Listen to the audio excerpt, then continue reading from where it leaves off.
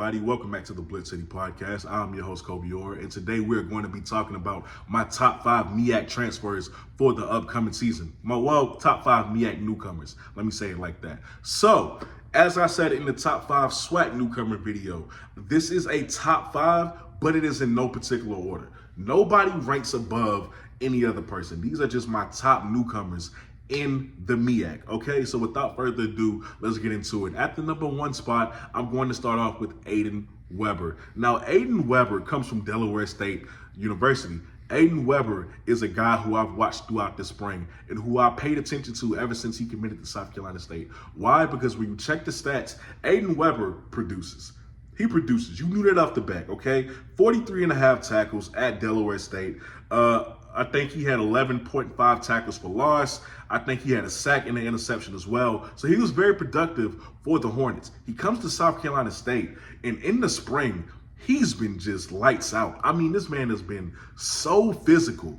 And I credit him with being one of the best performers in the spring game. I credit him with being one of these guys who's just bringing that physicality back to South Carolina State that you love to see in the defense for the Bulldogs. He's it. He's the answer. I can tell right away they have hit on Aiden Weber, and I love that. Okay, he's a downhill guy. He's a sure tackler. There's not much more you can say about Aiden Weber. He's just a sure thing for the Bulldogs, and he's going to be one of the biggest contributors for this defense going forward this season. At the number 2 spot, we got Lance McMillan, the DB transfer from the University of Charlotte, now with Howard. Howard is really doing a great job, and it's not being talked about enough. Lance McMillan is a guy who is going to propel Howard forward.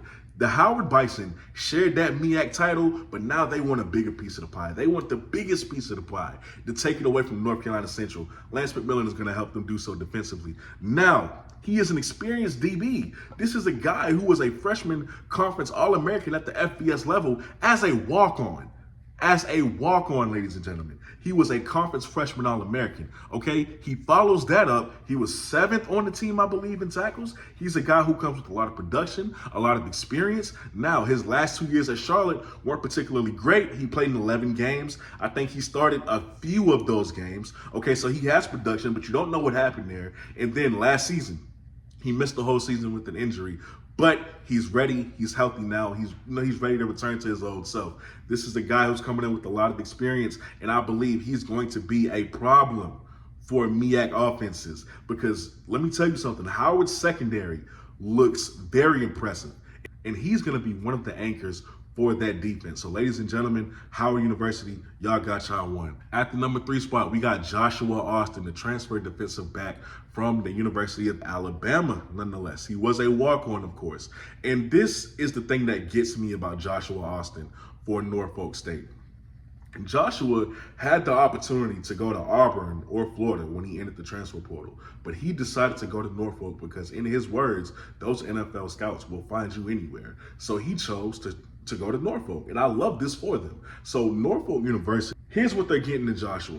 You're getting a 6'2", 210-pound corner with a very long wingspan and a lot of promise. As a walk-on, he's a guy who didn't receive much playing time, but you received coaching from Nick Saban, who's very hands-on with his defensive backs in practice. Everybody knows that. So you're getting top-of-the-line coaching from Nick Saban and that staff. Now you're coming to Norfolk State where there's big expectations for you. Let's be honest with you. A guy with the wingspan like that, I mean, you can have him beat a little bit, like you can stack him just a little bit, and his reach alone will probably break that pass up. He's very good in that aspect. At the number 4 spot, we got Jordan Hall, who, by the way, I do not know if he has any relationship to Coach Hall, the new head coach for Delaware State. But Jordan Hall is now at Delaware State, and he's coming from Lafayette College. Jordan Hall, watching his tape, oh, that boy's a playmaker. He is one of those receivers that really will go get it. I love to see receivers play aggressive. Not that I don't like the finesse game, but I love when they are aggressive, when they go get it. Okay, and that describes Jordan Hall in a nutshell. Jordan Hall is 6'1", 195 pounds. And the way he's able to stack DBs, it should be a crime. He's an aggressive catcher of the football. Even if he's wide open, he just reaches out and snags it aggressively. I love it. And the best thing for Delaware State, he has 2 years left of eligibility. Now, my only concern is that if Delaware State, are they going to open up the pass game a little bit more, or are they going to continue to be a running team? Because if that's the case, I hope he's able to get his production at Delaware State, because this is a very talented wide receiver. So you want to get the ball in his hands as much as possible. And last but not least, at the number 5 spot, we got Malcolm McGee, transferred from Colorado State and Alcorn State, now at South Carolina State University. Malcolm McGee is another guy that I saw during the spring who is just completely lights out, bringing a spark to that secondary, bringing a fire to that defense, helping them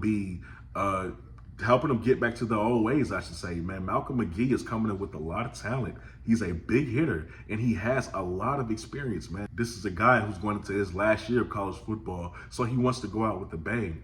Him, Aiden Weber, those are 2 very good additions for Coach Pugh on that defense. Malcolm McGee is going to knock you out if he gets an opportunity, man. He's really going to lay the hammer on you, okay? But do not doubt his coverage skills, because it's just as good. This man has eagle vision. Okay, that's the only way I can describe it. He has eagle vision. If you're in his vicinity, you're gonna get hit hard. But that concludes my list for the MEAC top additions. With that being said, you are watching the BlitzCity Podcast. I'm your host, Kobe Orr. I'll see y'all next time.